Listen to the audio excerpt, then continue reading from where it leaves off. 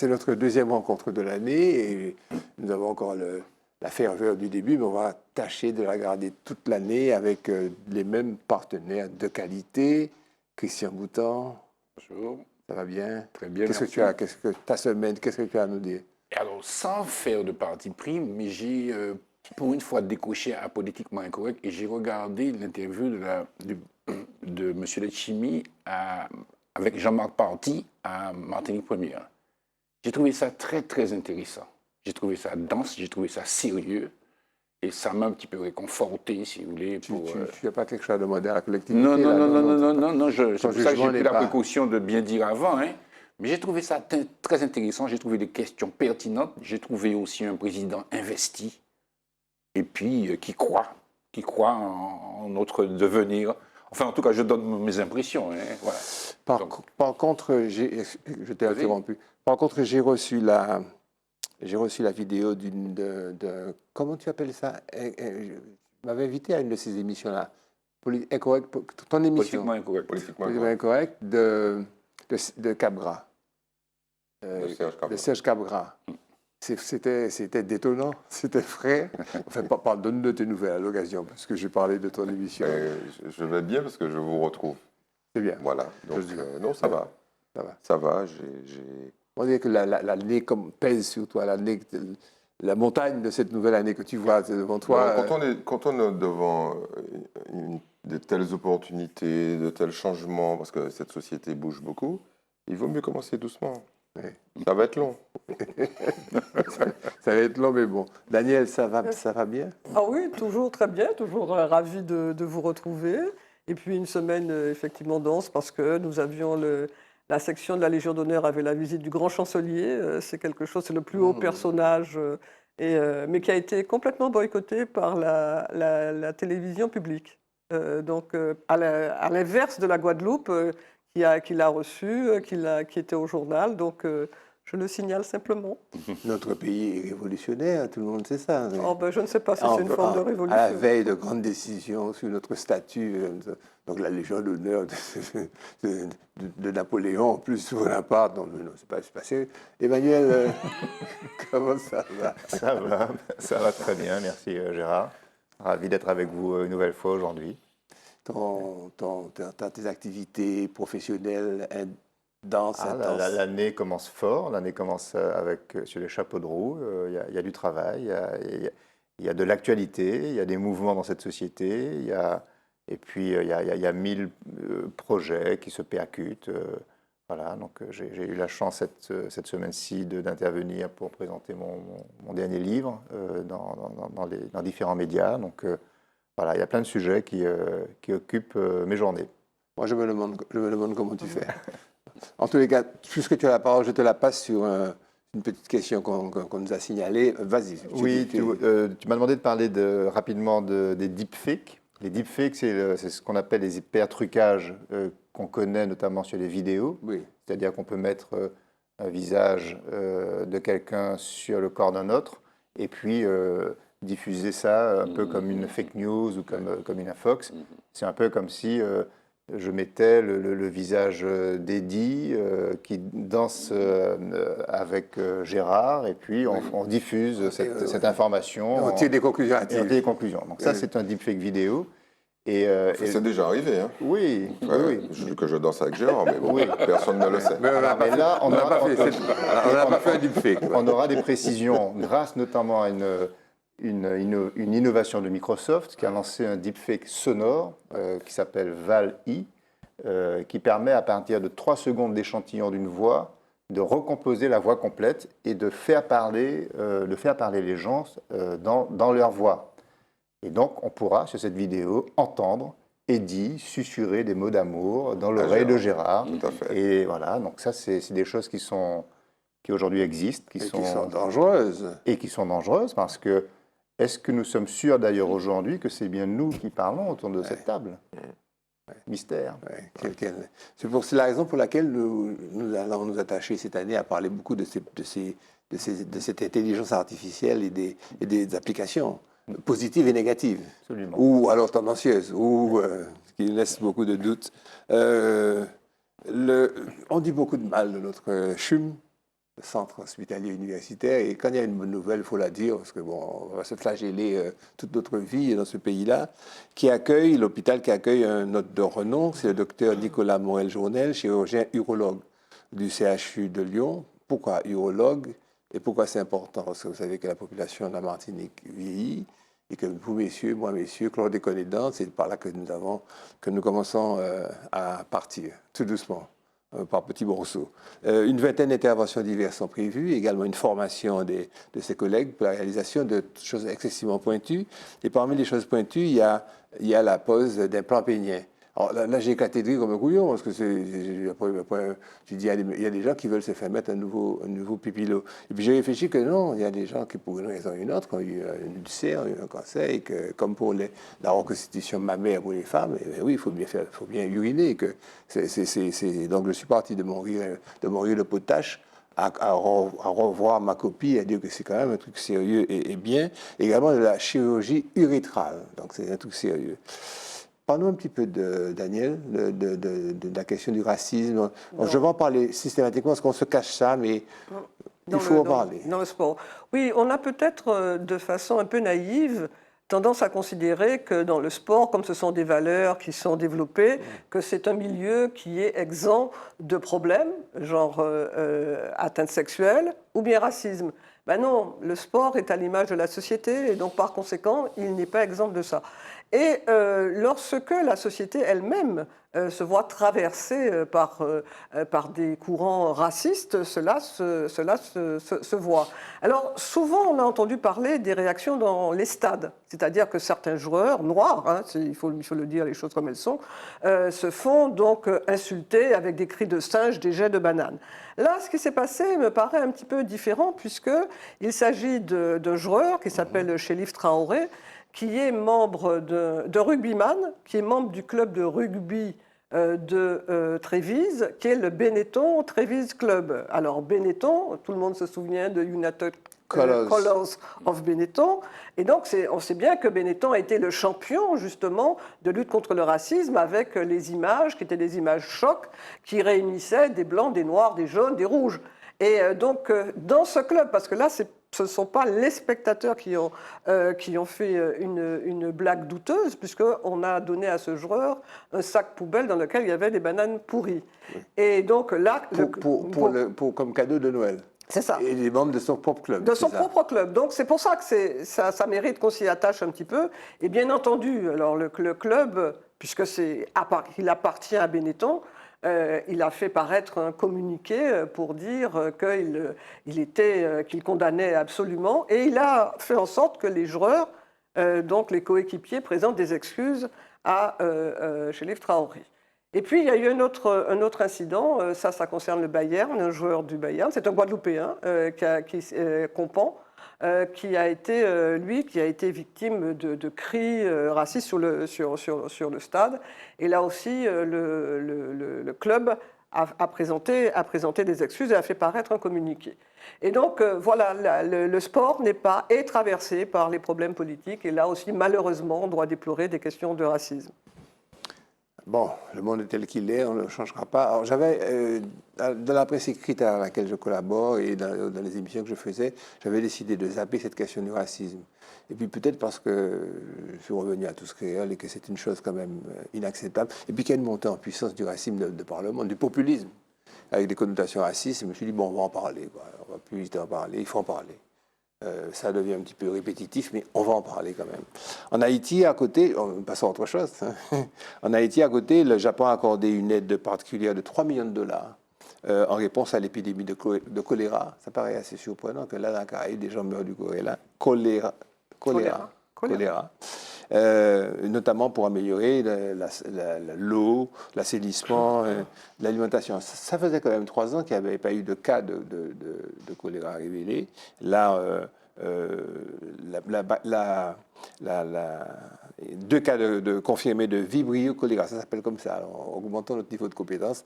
Vibrio cholérae 01 dans la grande région de Port-au-Prince. À ce jour, on dénombre 452 décès, 550 cas confirmés, sans décès, et en tous les cas, 22 649 cas suspectés. Ça veut dire avec les symptômes du choléra que je ne peux pas vous décrire parce que ça sent mauvais. C'est horrible. Ouais. Parce qu'on rentre dans le nanan, dans le corps de notre métier, l'actualité, si vous voulez.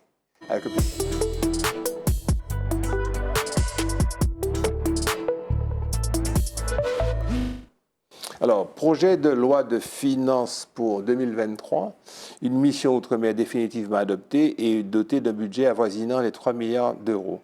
Ce sujet avait déjà été abordé, même traité correctement par Daniel, mais j'ai pensé que notre bretteur m'a ajouté en présent qu'on va continuer à décaler le crabe. Donc je vais essayer de ne pas trop le décaler. Alors, je voudrais tout d'abord faire une mise au point sur les éléments de langage. Oui. Parce qu'il y a des gens qui ne comprennent pas ce que c'est que cette histoire de mission outre-mer. Je présume que vous en avez parlé et qu'en fait, il s'agit de noyer le poisson, enfin, globalement, de la part du gouvernement. Le budget est divisé en missions et qui, où globalement, ont pour objet d'identifier les grands objectifs des politiques publiques. Oui. Ces missions sont ensuite divisées en programmes. Oui. Les programmes, c'est vraiment les composantes de l'action. Et puis, ces programmes sont, c'est le cas de le dire, divisés eux-mêmes en actions concrètes. C'est très simple.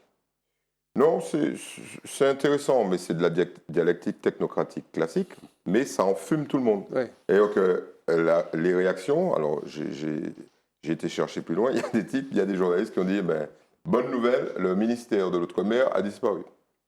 Ben non, il n'a pas disparu, et c'est bien. Donc, quand on dit la mission Outre-mer, on parle du budget du ministère de l'Outre-mer. Bon. Alors, c'est de l'enfumage global, tout simplement parce que l'essentiel des sommes qui sont dépensées pour l'Outre-mer ne viennent pas du ministère de l'Outre-mer. Il faut le rappeler. Le ministère de l'Outre-mer pèse que dalle sur le total du budget. Le budget global, c'est 785 milliards d'euros.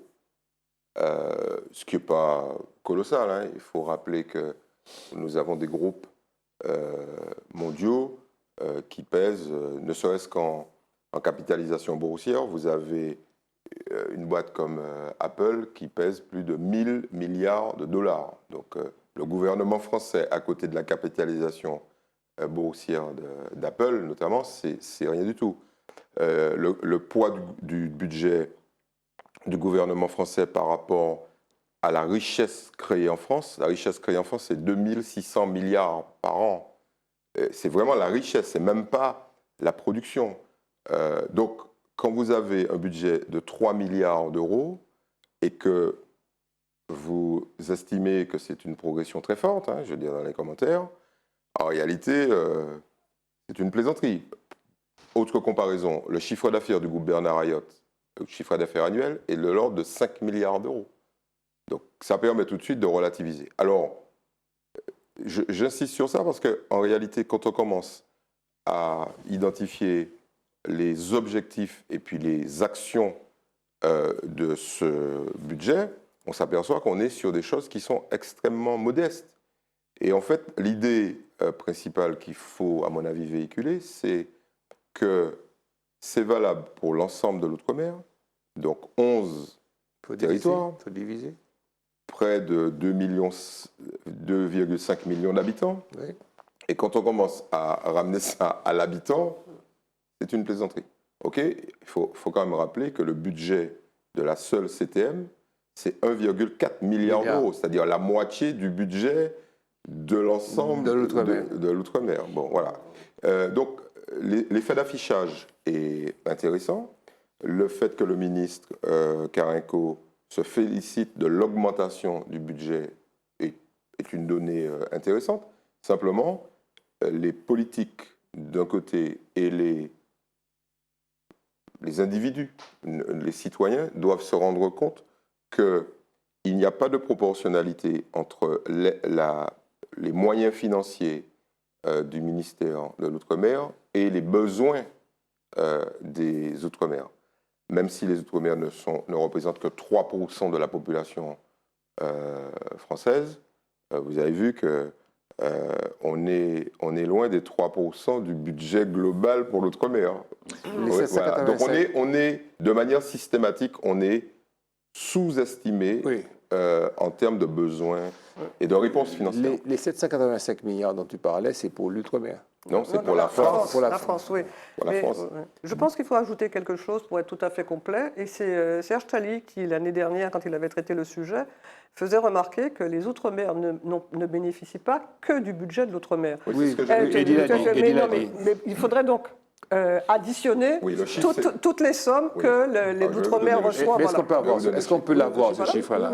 Oui, puisque de manière systématique, les ministères identifient de manière précise ce qu'ils La contribution. allouent à l'outre-mer. Bon, on est aux alentours d'une vingtaine de milliards d'euros Pour tout l'outre-mer. pour l'ensemble de l'outre-mer. Ce qui est beaucoup plus important, bien évidemment, mais qui n'est toujours pas à la hauteur de ce qu'on pourrait attendre.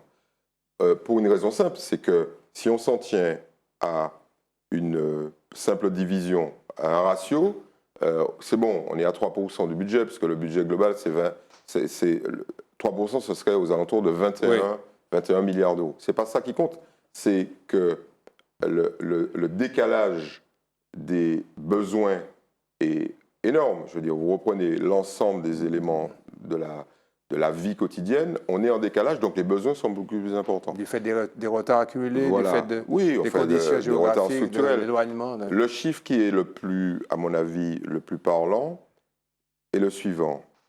Alors ça s'inscrit, pour ceux qui veulent aller vérifier, ça s'inscrit dans une étude qui a été commandée par la Chambre de commerce à l'époque, Oui. en 2009 ou en 2010, et c'est encore le cas. Le cabinet de M. Sudry, DME, Mhm. avait fait une étude assez poussée là-dessus. Quand l'État investit 100 € sur le territoire hexagonal, il n'investit pour les mêmes besoins pour que l'outre-mer. 70 € dans les Outre-mer. Et certains Outre-mer, il n'investit que 50 €. Voilà, c'est ça. C'est le choix politique qui devrait être théoriquement de dire, bah, écoutez, chaque fois que j'investis 100 € sur le territoire hexagonal, pour bien prendre en compte les retards, j'investis au moins 100 € dans l'outre-mer, ou 120, puisque on a des handicaps. Mais, donc en fait, il faut battre en brèche l'idée qu'on dépense plus dans l'outre-mer par habitant. C'est totalement faux. Et ce retard qui doit être rattrapé ne l'est que de manière très progressive. Ah bon, on était dans les années 80, on était à 50%. Hein. Donc là, on est à 70%. Mais cette volonté politique de différencier chaque fois, mais à la baisse, c'est ça qui est terrible, à la baisse, à mon avis, est une erreur politique majeure. Je vais me faire l'avocat du diable. Néanmoins, tu as eu l'occasion de défendre ici, à la même place, géographiquement parlant, le fait que notre PIB, notre PIB, notre produit intérieur brut, est quand même très important et largement différencié par rapport à la hausse, par rapport à nos voisins. Ah ben oui, mais si on devait aider nos voisins, alors là, ce ne serait pas 100%, ce serait 3000%. Pour vous donner une idée, bon, j'ai eu l'occasion de le dire à plusieurs reprises, si on additionne les PIB des 7 îles qui constituent grosso modo nos voisins immédiats, hein, les îles de l'OSCS, ok, on arrive à 80% du PIB de la Martinique. Voilà. Donc, et si on augmentait le SMIC de Sainte-Lucie de 5% par an, en bloquant l'augmentation du SMIC de la Martinique, il faudrait 65 ans pour que le SMIC saint-lucien rattrape la Martinique. Ces décalages-là ne peuvent pas excuser le fait qu'à l'intérieur d'une nation, nous soyons systématiquement défavorisés. Je parle de l'investissement public. Hein. C'est important. Oui, c'est bien la contribution de l'argent public par habitant Exactement. qui est inférieure dans les Outre-mer En par investissement rapport privé. à l'Hexagone. Ça, c'est intéressant comme, comme mais observation. si vous voulez les détails, l'étude est disponible sur le net, sur le site d'études de Sudry, études DME, notamment sur le site de la Chambre de commerce. D'accord. Est-ce que ça vous choque réellement que nous ayons ici 2 ou 3 fois plus de personnes sous le seuil de pauvreté que dans l'Hexagone? On peut accepter ça en attendant que ça aille mieux? Ben, non, là aussi, c'est un vrai scandale. Parce que pour diminuer le nombre de personnes sous le seuil de pauvreté, vous rappelez que très longuement, l'INSEE, sur décision Oui. du Premier ministre, Oui. considérait qu'il y avait en France Oui. 2 seuils de pauvreté. Oui. Un seuil de pauvreté pour la France Hexagone et puis et un seuil de pauvreté outre-mer. pour les Outre-mer. Et comme le seuil de pauvreté des Outre-mer était plus bas, il y avait moins de personnes, Voilà. forcément. Et depuis 2 ans, Il y a un léger rattrapage. le seuil Augmenté. de pauvreté de l'outre-mer a augmenté, ce qui fait que le nombre de personnes en dessous a mécaniquement augmenté. Très bien. Mais c'est un élément d'explication très important à prendre en compte pour comprendre pourquoi cette société, entre autres, se radicalise. Oui.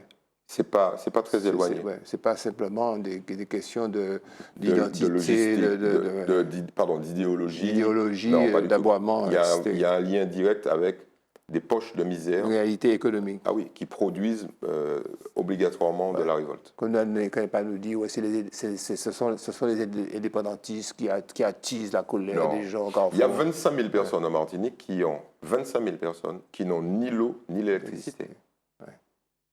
C'est ça la réalité. 25 000. Voilà. Tu me diras qu'ils n'ont pas qu'ils n'ont pas la facture à payer. Ils vont à la rivière peut-être. Non, Tu as déjà essayé? Non, mais je persifle. Je persifle là avec un goût. En tous les cas, on peut aborder un autre aspect un petit peu déroutant de notre société, c'est la diminution drastique de la population. Oui, je pense que régulièrement nous en parlons ici, entre nous. On va continuer à parler jusqu'à la fin de l'année. Donc c'est parce que l'INSEE a sorti un rapport qui montre qu'entre 2014 et 2020, la population de Martinique a diminué de 23 000, à peu près 23 000, 22 600 et quelques personnes. Donc 23 000, ce qui fait à peu près 3 800 personnes par an. Alors ça, on le sait, je veux dire, on entend ça de façon récurrente. Et les raisons sont bien expliquées, à savoir que, d'une part, les arrivées sont moins importantes que les départs, et d'autre part, le ratio entre les naissances et le décès, qui était de 0,5, est devenu à 0,2. Alors, je sais bien qu'Eddie nous dit qu'il y a les clandestins qu'on ne compte pas dans la population, mais il n'empêche que les naissances sont déclarées. Donc, la réalité, c'est qu'il y a quand même des naissances qui sont moindres. Et on explique par un certain nombre de raisons le fait que les jeunes, parce que ce sont surtout des jeunes qui partent et puis qui ne reviennent pas. Je trouve qu'on ne va pas assez loin, c'est-à-dire qu'on donne des raisons classiques, à savoir qu'il n'y a pas suffisamment de travail, que la Martinique n'est pas assez attractive. Mais il faut être un peu logique. Si on a un enseignement qui fait en sorte qu'il y ait de plus de gens qui soient touchés, les gens ont donc une formation. Et c'est normal qu'ils aillent là où ils ont du travail qui correspond à leur qualification. Mais est-ce qu'on a pensé au fait qu'on pourrait, avec un certain nombre de mesures, attirer non seulement les nôtres, mais les gens de l'extérieur qui ont des qualifications, notamment par le télétravail, puisque depuis quelque temps, quand vous regardez les émissions, on ne parle que de ça, des gens qui ne résident pas là où ils travaillent, grâce au télétravail. Et donc, qu'est-ce que nous faisons, nous, en Martinique, et c'est une piste dont je n'entends pas parler, pour savoir comment attirer les gens, pour que donc, on leur offre des conditions de logement, des conditions d'accès au numérique, pour pouvoir travailler même à l'international. Ensuite, il y a une autre notion, c'est le vivre ensemble. Est-ce que nous sommes une société qui donnons suffisamment envie à nos jeunes de ne pas partir? Tout à fait d'accord. Et ça, cette question-là, je pense qu'il faut qu'on s'en la pose vraiment. Voilà, donc il y a du chemin à faire, mais en examinant le spectre un peu différemment. C'est une question ouverte à tout le monde. Comment se fait-il que plus la population diminue, plus il y a des voitures sur les autoroutes, et puis il y a des gens aux caisses des c'est tout simple. Hein. Edith, tu veux? Non, je pense que derrière tout ça, il y a une question qui est beaucoup plus sérieuse que celle de contester ou pas les chiffres, qui est celle de la méthodologie. Oui. Et malheureusement, l'INSEE ne répond pas à cette question. On parle du sol naturel, c'est-à-dire les gens qui arrivent, les gens qui partent. Ouais. C'est l'une des raisons. Le sol migratoire. Voilà, mais c'est une soustraction. Nous, ce que nous demandons à l'INSEE, c'est de nous donner les deux éléments de la soustraction. Combien de gens entrent combien de gens partent. Et puis surtout, dites-nous comment vous faites pour compter les gens qui rentrent et puis les gens qui partent. Et cette réponse-là n'a jamais... Comment vous les repérez? Oui, non, comment vous les comptez? Ouais. Quand vous dites, je veux bien qu'on nous dise combien de gens il y a quand on fait un recensement, parce que je vous rappelle que le recensement, c'est plus aller compter les gens dans toutes les maisons. Hein. C'est on compte et puis on fait une extrapolation. Bon, à la limite. Mais les gens qui rentrent et les gens qui sortent, là, il n'y a pas d'extrapolation. On est obligé de les compter, puisque le chiffre est très précis. On ne nous a jamais donné les éléments. Okay? Donc ça, c'est un premier élément. Le deuxième élément, c'est ce que tu viens d'indiquer. Quand on prend l'ensemble des indicateurs, je dis bien l'ensemble des indicateurs. La masse monétaire? Tous les indicateurs de l'activité. Il y en a un qui est très simple. Je viens d'avoir un entretien, il y a quelques jours, avec le patron de CMA-CGM. Je lui dis, Bernard, quels sont tes chiffres? Parce que tu l'appelles Bernard. Oui, je l'appelle Bernard. Continue. On est amis depuis plusieurs années, donc je l'appelle Bernard. Je lui dis, Bernard, donne-moi tes chiffres. Et il m'a dit, je ne comprends pas. Je ne comprends pas qu'une société qui perd 30 000 habitants tous les 10 ans... Consomme plus. En alimentation, il me dit, donc j'ai fait un ratio. Oui. C'est pas possible que les mecs qui restent bouffent autant. Tu regardes dans la rue, tu comprends. Non, c'est pas vrai. Ça, c'est le sucre. C'est le sucre qui fait les gens grossir, essentiellement. C'est pas le poulet. Donc, au lieu d'avoir 1 tonne de poulet, tu as 10 tonnes de poulet. Qui m'a mangé pour l'État? Il n'y a pas qu'à réexporter. Premier indicateur. Deuxième indicateur. Et même pendant la pandémie, même hors bateau de croisière, même hors tourisme, c'est là que ça devient impensable. Parce que tu te dis, il y a moins de consommateurs, parce qu'il y a moins de touristes, et bien là, ça continue à augmenter. Bon, Emmanuel le sait. Le chiffre d'affaires que l'IEDOM suit, l'IEDOM prend tous les hyper, et messieurs, donnez-moi votre chiffre d'affaires. Le chiffre d'affaires des hypermarchés de Martinique augmente de 5% par an depuis 20 ans. Ouais. Donc, ça n'est pas possible. Sans discontinuer, sans changement. Ce n'est pas possible, ok? Et on sait que les hypermarchés vendent essentiellement de l'alimentation. Bon, troisième, l'électricité. Le mec de l'électricité, pas le nouveau, l'ancien, Flambard, il me disait, non, c'est pas possible. Je fais des branchements en permanence. À tout de bras. Et puis, attention, le type, il voit bien que c'est des nouveaux, c'est pas un type qui a décidé d'avoir 3 maisons, c'est nouveaux accédants. 3, Orange, les abonnements. Téléphone. Tu prends tous les trucs, tu te dis... Tous les paramètres. Il y a un souci. Les bagnoles neuves, l'immatriculation des bagnoles neuves. Nous, on est persuadés que la très grande majorité des véhicules qui sont mis en circulation sont des bagnoles neuves. C'est faux. Ce sont les bagnoles d'occasion qui aujourd'hui constituent l'essentiel du marché. Oui. Donc tu te dis, attends, il y a un truc qui ne va pas. C'est-à-dire que s'il y a une bagnole d'occasion, c'est qu'il y a un propriétaire de la bagnole et puis il y a un nouveau mec qui veut l'acheter. Donc ça en fait 2, on est bien d'accord. C'est 2 individus. Attends, 30 secondes. Il y a quand même un chiffre qui m'interpelle, ce sont les écoles. Aujourd'hui, non, ça c'est la natalité. Ça n'a rien à voir la natalité. Puisque la natalité, et tu as raison, elle est en chute libre. Mais elle n'est pas en chute libre depuis... ces 20 dernières années. Elle est en chute libre depuis les années 80, tout simplement parce que le niveau de vie augmente. Donc les gens font moins d'enfants. C'est les gens qui arrivent. Ok, l'INSEE ne compte pas les gens qui arrivent dans cette île. Et l'INSEE a oublié de compter les gens qui arrivaient en Guyane à l'époque. Et puis, au bout d'un moment, les mecs ont dit frère, il faut arrêter. Les routes, l'habitat. Ils sont là. Et aujourd'hui, 86% de la population guyanaise, ce sont des étrangers ou des enfants d'étrangers. Et nous vivons la même chose. En Guadeloupe, c'est pas compliqué. Hein. Là, il y a un vrai travail parce que c'est visible. Dans 35%. Donc en Martinique, les mecs nous disent, ne vous inquiétez pas, c'est compris entre 3 et 4%. Vous foutez de qui? Quand tu dis, on va passer à autre chose. Quand tu dis les mecs, tu veux dire les hommes, les gens. Les dirigeants de ce pays. Formule, je ne sais pas ce que ça recouvre chez toi, mais tu l'emploies. Non, les dirigeants de ce pays. Je te charrie.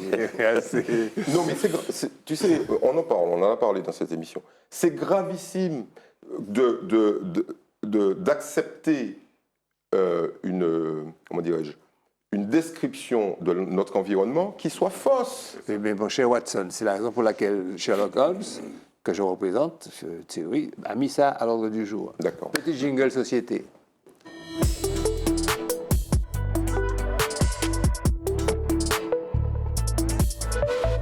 Alors, notre monsieur technologie Emmanuel va nous expliquer comment une intelligence artificielle a permis d'inventer des dizaines de millions de matériaux totalement inédits sans forcer. Alors, tu te souviens que la semaine dernière, on a parlé de ChatGPT, qui est l'intelligence artificielle conversationnelle qui permet de... Donc, quand tu m'as posé la question, j'ai interrogé ChatGPT. Et je lui ai posé la question suivante. ChatGPT, existe-t-il une intelligence artificielle nommée M3GNet, que c'est le nom de cette fameuse intelligence artificielle, capable de créer des nouveaux matériaux? Et voici sa réponse. Non, il n'existe aucune intelligence artificielle appelée M3GNet capable de créer des matériaux. Cependant, il existe des technologies d'intelligence artificielle qui peuvent être utilisées pour modeler et simuler des matériaux afin d'en apprendre davantage sur leur structure et leurs propriétés. Ces technologies peuvent également être utilisées pour trouver des moyens de créer de nouveaux matériaux. Bon, et ça c'est intéressant parce que ChatGPT a tort, puisque M3GNet existe bel et bien, simplement je crois que sa base de données n'a pas été mise à jour, et donc ça permet de relativiser aussi ce qu'on disait sur cette IA conversationnelle.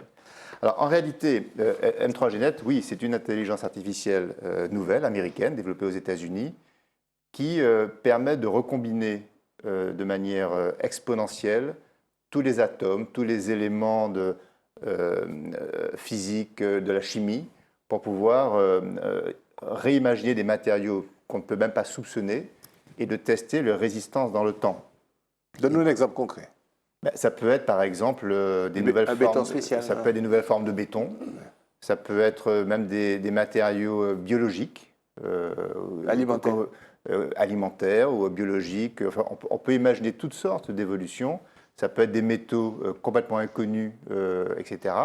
Et c'est une technologie qui est utilisée en ce moment de manière très pratique sur le lithium, puisque vous savez que celui qui détient la clé de la batterie éternelle, enfin la batterie ultra performante, détiendra le pouvoir dans le monde. Et donc, il y a un énorme enjeu planétaire. Batterie telle que celle utilisée par les véhicules Exactement, puisque le grand enjeu de la planète, c'est la mobilité électrique. Donc là, c'est un vrai sujet. Et la difficulté, ce sont les matériaux qui composent ces batteries. C'est vrai aussi pour les semi-conducteurs. Et donc là, M3GNet réinvente des solutions qui seront testées dans ces batteries pour pouvoir inventer la batterie du futur et inventer les semi-conducteurs du futur. D'économiser des années, des mois d'expérimentation en laboratoire. Ça se fait dans des fractions de secondes, puisque c'est aujourd'hui, cette solution a déjà combiné 32 millions de combinaisons. Je ne sais pas si vous imaginez. Et on estime aujourd'hui que 1 million de ces combinaisons sont considérées comme stables. On parle bien de 1 million de combinaisons qui sont donc des matériaux qu'on ne sait même pas imaginer, mais qui sont utilisables, qui sont mobilisables. Donc ça ouvre le champ à un avenir totalement nouveau. Alors c'est amusant parce que je reviens sur le chemin de l'évolution humaine. Homo sapiens a toujours été catégorisé en fonction des matériaux. Il y a eu l'âge de pierre, il y a eu l'âge du bronze, il y a eu l'âge de fer. Maintenant, on est peut-être dans l'âge du lithium. Enfin, je pense que c'est un peu comme ça qu'on pourrait qualifier notre ère.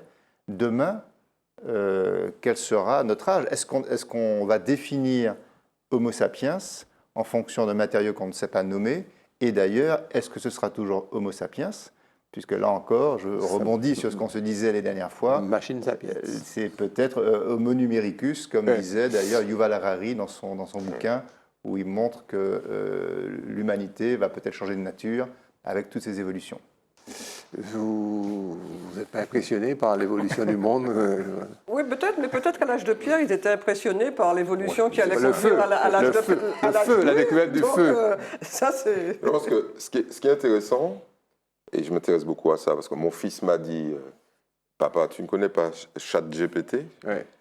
Parce qu'aujourd'hui, dans le business dans lequel il travaille dans l'immobilier, mais sur des startups, les articles et les dossiers sont écrits par ChatGPT. Oui. C'est-à-dire que tu peux demander à ChatGPT de t'écrire un article. Et il l'écrit. Je t'arrête parce que une poignée importante d'étudiants ont été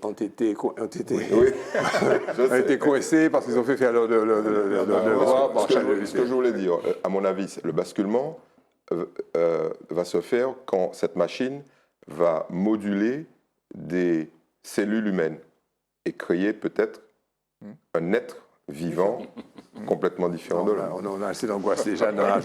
Parle-nous du plan santé de Macron qui n'est pour l'instant que l'objet de discours et de vœux de bonne année. Bon, c'est une rupture idéologique fondamentale, Oui, ce plan. faut Parce reconnaître. que Macron n'a pas inventé la fameuse tarification à l'acte. Donc très rapidement, avant 2004, l'hôpital était financé par des budgets d'État. Et bon, c'était catastrophique. Les mecs ont dit, on va vous responsabiliser un peu. Chaque fois que vous allez faire un acte, vous allez envoyer une facture à la sécurité sociale. Donc plus vous ferez d'actes, plus vous allez gagner de l'argent. Bon, ça s'est révélé être une catastrophe monumentale. Bon, bref, Macron dit, bon, c'est fini, la tarification à l'acte, c'est terminé, on fixe des objectifs et on met des budgets en face. Ouais. Voilà, bon, ça ne va pas marcher mieux. Mais au moins, la tarification à l'acte va redonner de la vie à l'hôpital, qui est d'abord un service public.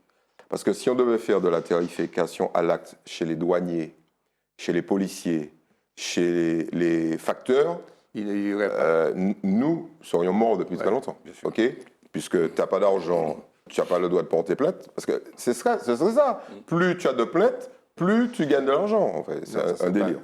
Bon, donc ça, il n'est pas si libéral que ça, alors, Macron. Macron, c'est un socialiste défroqué. C'est ça, parce qu'au départ, il est socialiste. Revenons. Deuxième élément majeur de rupture, c'est le nouveau mode de management des hôpitaux. Avant, les hôpitaux c'était les énarques qui géraient les hôpitaux, les administratifs. Terminé. C'est un binôme. Un administratif et un médecin. C'est comme ça que l'hôpital va fonctionner. Et on a vu que plusieurs types de services à l'intérieur des hôpitaux qui étaient gérés comme ça fonctionnaient très très bien. Oui. Voilà. Et puis, bon, le reste, qui est quand même la rupture fondamentale, c'est la fin des 35 heures. Ouais. C'est terminé. Alors là, à mon avis, fin des 35 heures de l'hôpital, ça veut dire fin des 35 heures partout ailleurs. Hein. Ça veut dire heures supplémentaires. Et ça veut dire meilleure organisation, parce que tu ne peux pas dire, oui, moi allez, moi fini, et puis mon là, quoi. Donc, à mon avis, ça va d'abord concerner l'ensemble des services publics. Ouais. Donc c'est une vraie révolution. Déjà, ils ne font pas 35 heures, les mecs. Hein. Ils font 27 heures quelque chose. Et puis, le Conseil d'État et la Cour des comptes a dit, mais les mecs, il faut revenir. Letchimy a dit à la CTM, vous voulez des jours gratuits en plus, terminé. On ne fait déjà pas les heures, donc il faut vous mettre au travail. Ça n'a pas plu du tout. Hein. Rappelez-vous, Alfred Marie-Jeanne donnait 2 jours, le lendemain du 25 et le lendemain du 1er. Letchimy a dit, c'est fini. Le 26 et le 2, vous bossez. Donc il y a une vraie révolution. Fin de 35 heures à l'hôpital, création de postes massifs, 10 000 assistants médicaux, infirmiers. 20% d'infirmiers en plus. Et puis, parce qu'il est bon, Macron, mine de rien. Il s'est dit, bon, ça c'est gentil, c'est l'hôpital, mais l'hôpital, finalement, par rapport à la santé, c'est que dalle par rapport aux médecins de ville. Augmentation de la rémunération des médecins de ville. Bon, je ne pense pas qu'il va aller jusqu'à 50 euros. Non, des médecins de garde pour l'instant. Oui, mais c'est des médecins de ville. C'est pas les médecins. Attention, il commence à répondre à une évidence. Je veux dire, on ne peut pas maintenir des médecins dans la précarité 20 euros. Alors qu'on les fait souffrir. Il faut arrêter. Voulez-vous, la technique, nous faire un petit jingle pour qu'on passe à la culture, s'il vous plaît?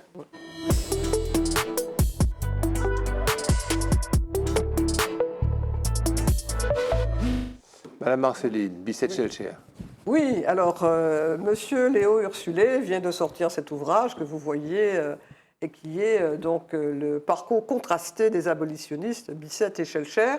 Léo Ursulé, d'abord, c'est un historien. Il a présenté une thèse, il est docteur en histoire, et c'est aussi un homme de littérature, puisqu'il a déjà écrit sur la montagne pelée, sur les aspects sociaux, et puis un roman. Donc c'est quelqu'un qui allie la rigueur intellectuelle et scientifique et qui écrit. Et donc ce livre est intéressant parce qu'on connaît beaucoup Schellcher et on connaît très peu Bicêtre. Absolument. Et il permet, mais avec encore une fois la rigueur de l'historien. Et ça permet de comprendre énormément le parcours. Je donne, pour vous donner un peu envie de lire, Bicêtre, c'est un homme de couleur libre qui est le neveu de l'impératrice Joséphine. C'est connu, et donc lui, il vit, ce n'est pas une connaissance intellectuelle du monde esclavagiste.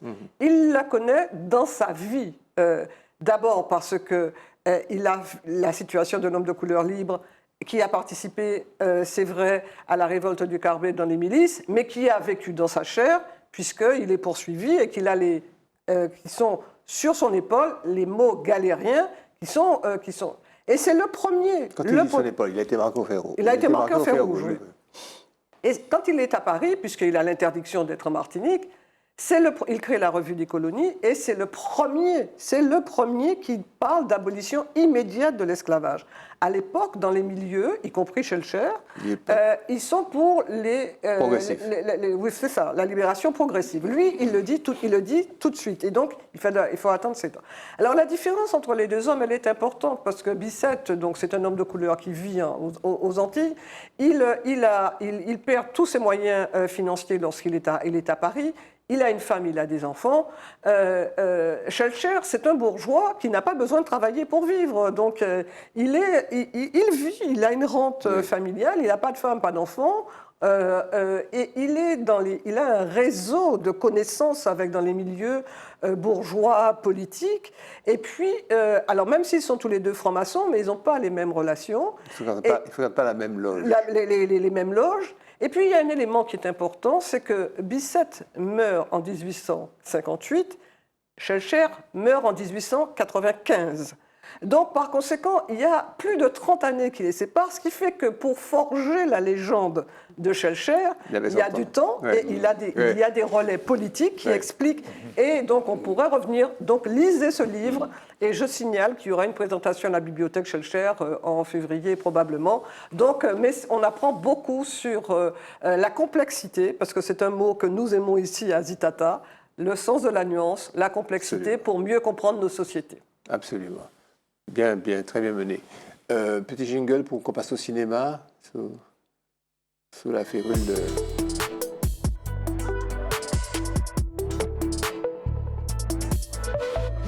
Te voilà situé, monsieur cinéma. C'est musique, hein, là.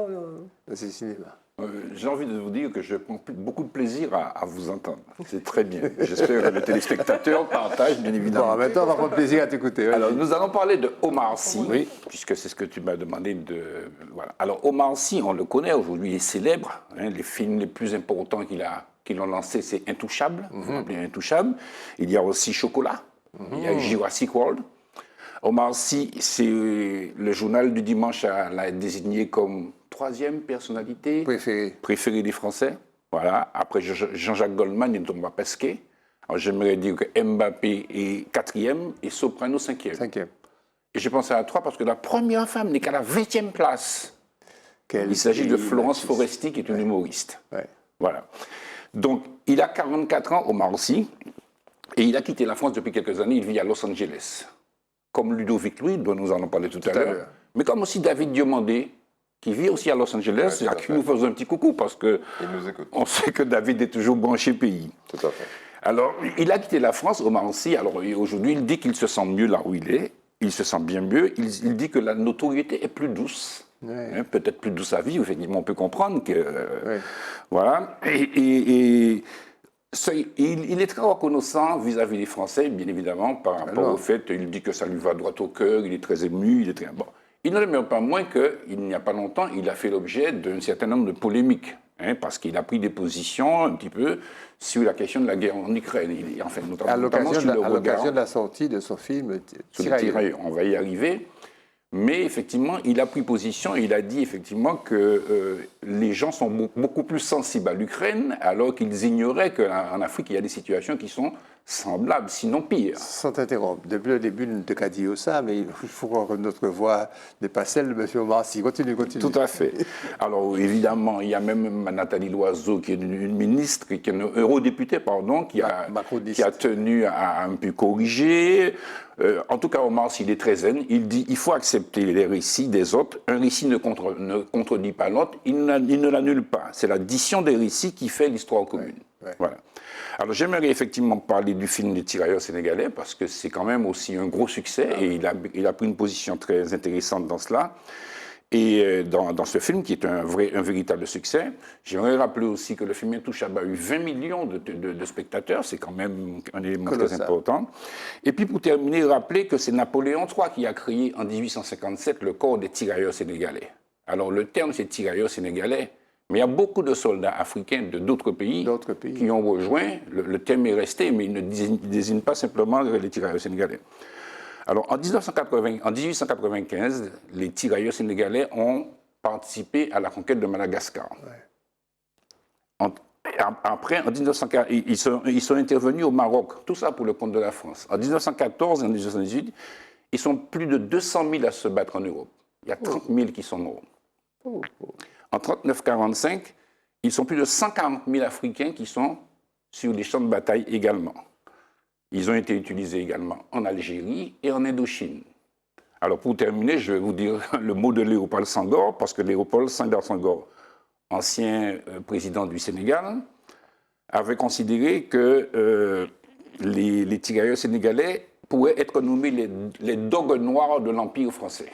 Ouais. C'est une réalité, et quand on voit ce qui se passe maintenant en Afrique par rapport à l'Europe et par rapport à la France, on peut s'interroger. Tu continues avec la musique, un petit jingle avant, ting, ting, ting, ting.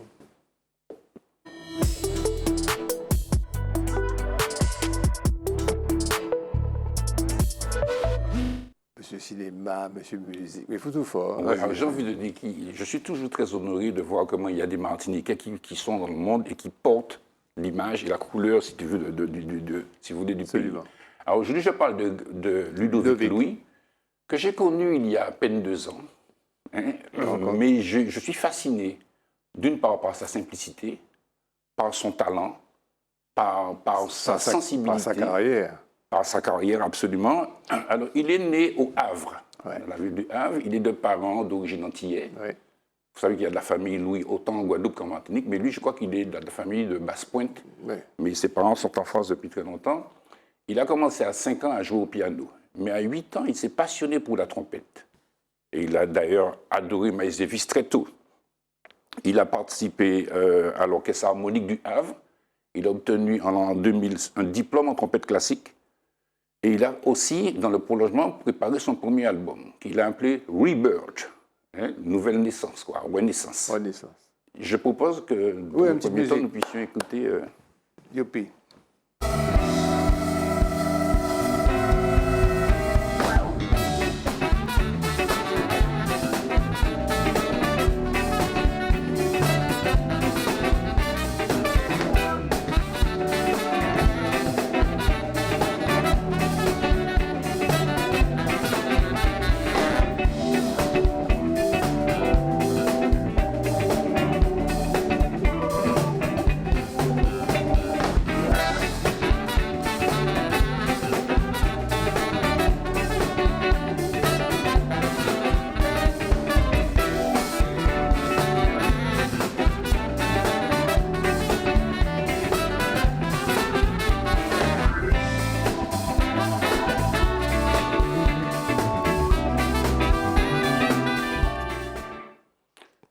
Alors, en 2003, il poursuit, il s'installe à Paris. Oui. Il joue beaucoup au Baiser Salé, hein, au Châtelet, que beaucoup de gens connaissent. Il rencontre également Florent Pagny, il rencontre Christophe Maé, il rencontre Jimmy Cliff.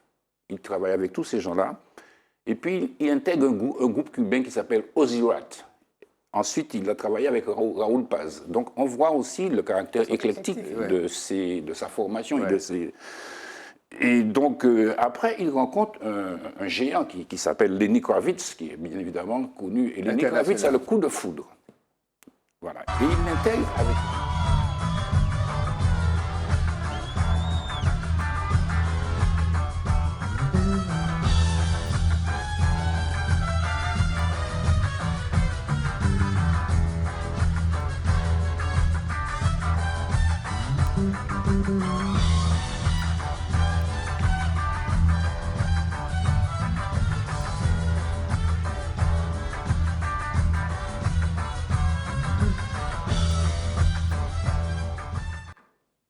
En 2013, il s'en va, il va à Los Angeles.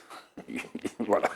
Il découvre notre environnement, il participe à beaucoup de manifestations, avec beaucoup d'artistes, et puis il travaille avec des séries télévisées.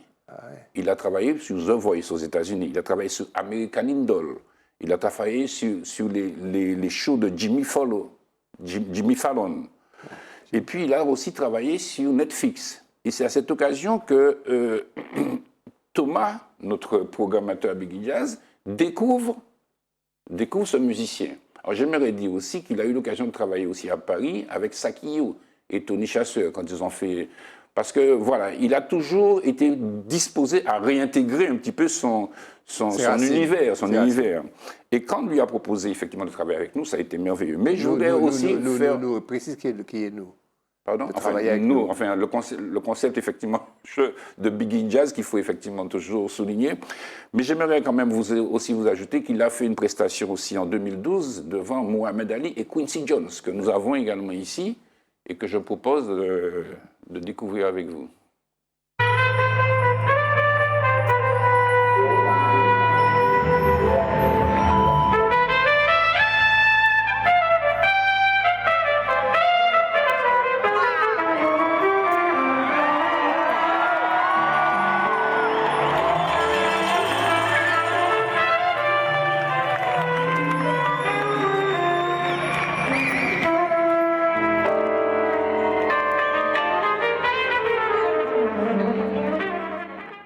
Vous avez vu, c'est quand même... Alors, il dit que c'est vraiment le plus grand moment de sa carrière, effectivement, devant Quincy Jones et Mohamed Ali, quand même. Hein, c'est pas donné à n'importe qui, c'était merveilleux.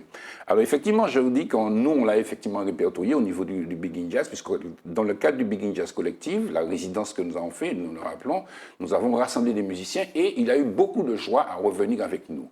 Et c'était vraiment exaltant pour lui de redécouvrir Mona, de travailler sur Marius Cultier, de travailler sur Alain Jean-Marie, sur...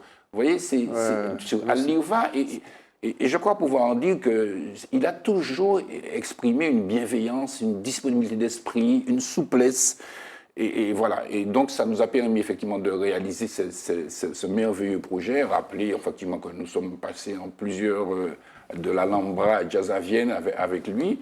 Et le 21, Biggie Jazz Collective est en Guadeloupe, ils sont à Bastéa. Donc c'est l'occasion, bien évidemment, pour ceux qui nous écoutent, de prendre le billet et d'aller au spectacle. Voilà, mais c'est un grand trompettiste. Hein. Je crois que nous avons des grands hommes, nous avons des grands écrivains, nous avons... voilà. Mais il y a des grands réalisateurs, mais il y a aussi des musiciens comme ça qui portent, à mon avis, l'effigie de la Martinique dans le monde et qu'il faut saluer. Alors pour terminer, je vais vous proposer d'écouter un extrait, bien évidemment, du Biggie Jazz Collective avec Ludovic Louis. Voilà, et que j'invite les Martiniquais à rechercher sur YouTube, notamment, cet artiste prodigieux. Magnifique.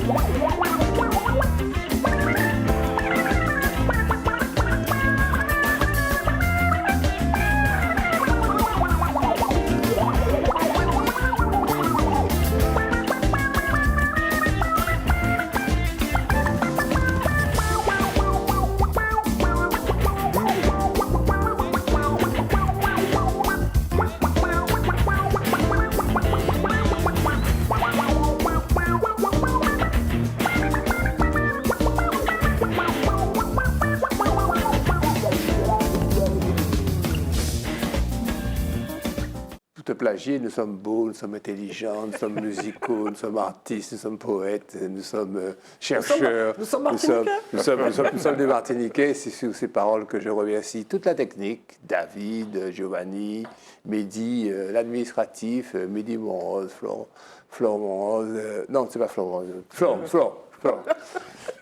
Ne mettons pas le doigt dans la direction. Max Moros. Voilà. Max Moros. Et vous aussi, d'être présent chaque semaine, vous venez écouter avec attention, une semaine sur deux, M. Eddy Marajo, la star, le maestro, Permanence. notre nouveau compagnon Emmanuel Rénal, ami et frère, et puis Notre charmante. notre charmante égérie, Madame le Tout ce que vous bâtonnier. voulez. Là, tu es vaincu. Allez, à la semaine prochaine. Au revoir.